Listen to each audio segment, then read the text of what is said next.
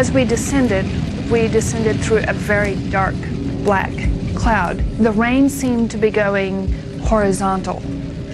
It was windy enough, apparently outdoors, that the plane was moving around a lot. I'd never done this before. I buckled up really tight, almost uncomfortably tight, and I was concerned enough. I put my shoes back on and got ready to go. There was something going on that made me very nervous. The crosswinds are way over the limit. The pilots could divert to another airport, but they don't, and the weather gets worse. Wind shear alert. Center field wind 350 at 32. Gusts 45. North boundary wind 310 at 29. Northeast boundary wind 320 at 32. The jolts seemed to be much stronger than I'd ever felt. You could tell that the thunderheads were extremely close to the plane. I said words to the effect that if he tries to land in this weather, we'll crash. Flaps 28. Add 20. Then visibility falls drastically below the limit. American 1420, the runway 4 right RVR is now 1,600. Damn! The pilots are rattled. Under pressure, they begin to make mistakes. Can't see anything. Looking for 460. It's there. Couldn't see anything. The wind was throwing the plane around so violently. I think it was enough of a crosswind that I was afraid we were going to land on the wing. We felt like we were going to tip over. I mean, it just felt that bad. You want 40 flaps? Yeah, I thought I called it. I knew the way he was jockeying the plane and the sounds of the engines that he was trying to get lined up for the runway, and I couldn't see it, and I couldn't see it, but I could tell we were close, and I kept thinking, where's the runway? 1,000 feet.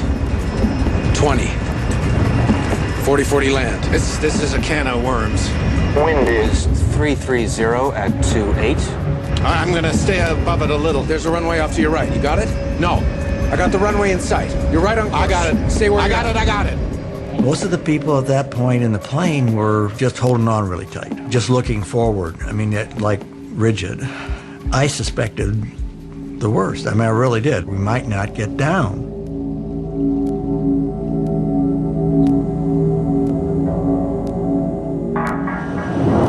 In the midst of fierce thunderstorms, Flight 1420 is about to land at Little Rock. Low visibility and high winds make the final approach treacherous. Wind 330 at 25. 500 feet. Plus 20.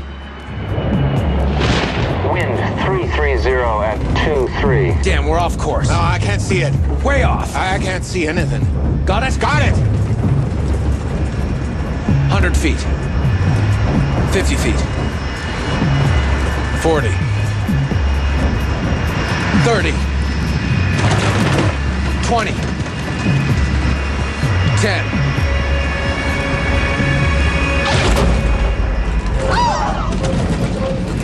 We hit the runway real hard. We didn't slow down. We're down. We're sliding. Oh, no. We were still going very, very, very fast. And at that point, I thought, we're dead. On the brakes!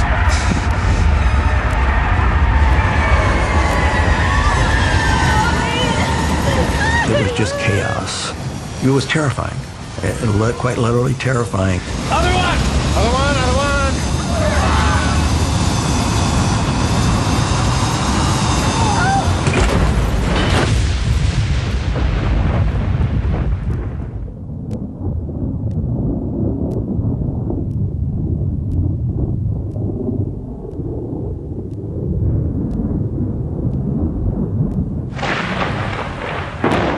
When the plane actually stopped, there was a moment of absolute, total silence.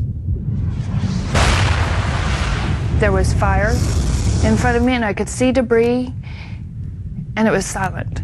And I thought, oh my gosh, I'm dead.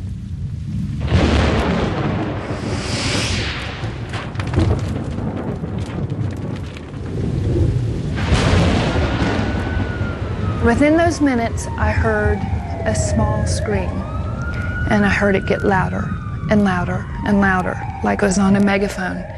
And it hit me, that's my daughter. And it's like, oh, okay, we've got to get out of here. You know, we got to do something. The passengers struggled to get out before fire engulfed the cabin. I had a broken scapula, dislocated shoulder, and cracked ribs and all sorts of stuff going on, but I didn't feel a thing. I just wanted to get out. I was not going to die in that thing. I got out of that plane probably in 10 seconds. It's like being in war. Go, go, go. I'm yelling, get away from the plane. Run. Get away from the plane. Go, go, go.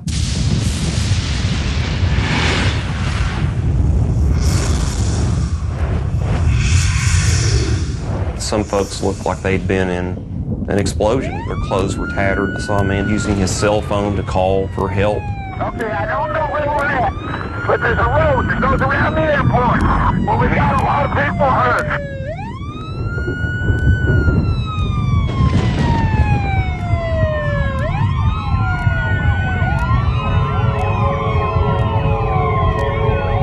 Traveling at almost 100 miles per hour, the aircraft ran off the end of the runway, plowed down a 25-foot embankment, and slammed into a steel walkway. The plane was ripped into several pieces. The wreckage finally came to rest on the muddy banks of the Arkansas River.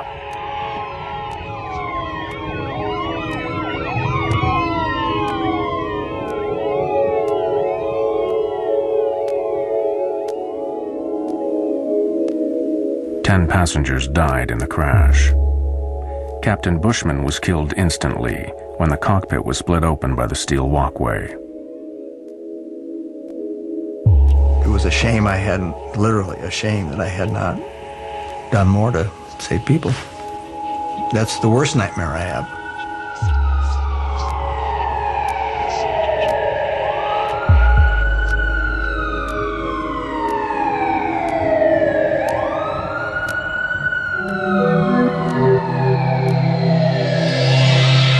The U.S. National Transportation Safety Board was notified immediately. Greg Fife was the NTSB's chief investigator. The night American 1420 happened, I received a phone call about 1 o'clock in the morning from our communications center at the NTSB advising that there had been an aircraft accident at Little Rock and there may be some fatalities involved. Fellow investigator Don Ike was quickly on scene. There's a sense of adrenaline as an accident occurs like this, where you're being launched to the accident scene. And there's a strong urge to get there, to try to find out what happened, to document the facts so we can prevent it from happening. The NTSB set up a command center close to the site. They would spend the next 18 months piecing together the events that led to the crash. We did have a basic idea when we got on scene of what had happened. We just didn't know why. We knew the airplane went off the end of the runway. We knew that the pilots couldn't stop it. We knew that the aircraft was destroyed going through this catwalk. We knew that the subsequent post-crash fire killed people. We just didn't know why at that point. The NTSB worked backwards from the impact, piecing together the sequence of events from final approach all the way back to Dallas-Fort Worth. The first question for investigators was why the pilots had been unable to stop the plane. Analysis of the tire tracks left by the skidding plane showed a complete loss of control after touchdown. When you look at the width of those tire tracks, you then see that the airplane wasn't going straight, but in fact was sliding sideways. Here you have this machine that weighs 130, 140,000 pounds. It has 100 or so people on it. It is sliding uncontrolled off this runway.